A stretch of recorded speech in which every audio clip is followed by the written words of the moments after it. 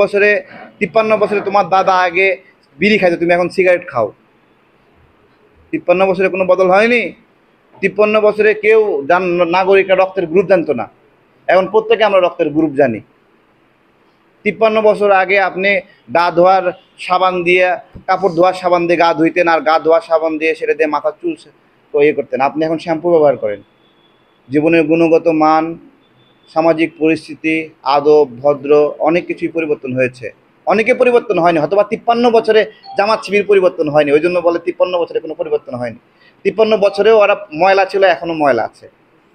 এমনকি মেঘমাল্লার বসু আমার খুব স্মরণ আছে। মেঘমাল্লার বসু মোদি বিরোধী আন্দোলনে এই শাহবাগে তাকে কুকুরের মতো পিটাচ্ছিল পুলিশ এবং ছাত্রলীগ মিলে। এগুলো ভুলে গেলে হবে না। মেঘমাল্লার বসু ভারতের দালাল বললে হবে না।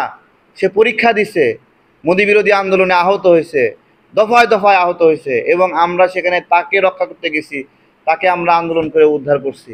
এই লড়াই সংগ্রামে মানুষগুলোকে এখন রাজনৈতিক কারণে বলতেছে যে অমুক অমুক ভারতের দালাল, অমুক অমুক হলো ইন্ডিয়া দালাল। হ্যাঁ, একটা সুন্দর ন্যারেটিভ দাঁড় করছে ইলিয়াস ভাই। কি বলতেছে যে সব ভারতের দালাল, আর হলো সাদিক কায়েমরা হলো পাকিস্তানের দালাল, এবং পাকিস্তানপন্থী সাদিক কায়েমকে নির্বাচিত করেন। বাংলাদেশ একটা কি স্বাধীন দেশ, নাকি এটা আবার পাকিস্তানের হাতে চলে গেছে?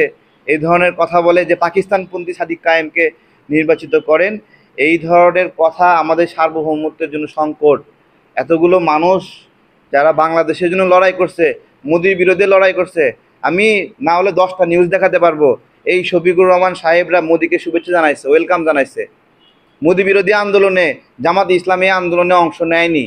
এই সময় মরলে ওই বামদের দু একজন মরছে, হেফাজতে ইসলামের 19 জন 18 জন মরছে, আমাদের সংগঠনের একজন হাফেজ কাউসার আমাদের সংগঠনে মারা গেছে। এই সময় জামাত শিবিরের টিকিটে দেখা যায় নাই। সাদিক কায়েমরা ওই সময় নৌকা নৌকা স্লোগান দিয়ে মরতেছিল, আর আমরা নারায়ে তকবীর স্লোগান দিয়ে মরতেছিলাম।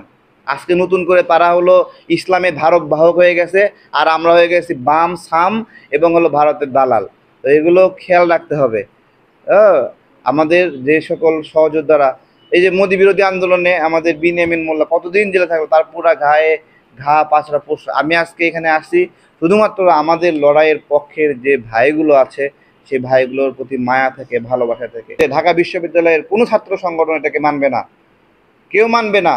এই নির্বাচন বাতিল হয়ে যাবে, কারণ এটা গ্রহণযোগ্য না। এটা বাংলাদেশের সাথে সাংঘর্ষিক, ডাকের সাথে সাংঘর্ষিক। নির্বাচন দাঁড়াতে পারে শখ কইরা, কিন্তু জিতলে কেউ মানবে না।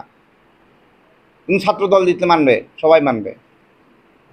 বিনিয়ামিন জিতলে সবাই মেনে নেবে, বাকের জিতলে মানবে, কারণ এরা হলো বাংলাদেশের পক্ষের শক্তি। কত বড়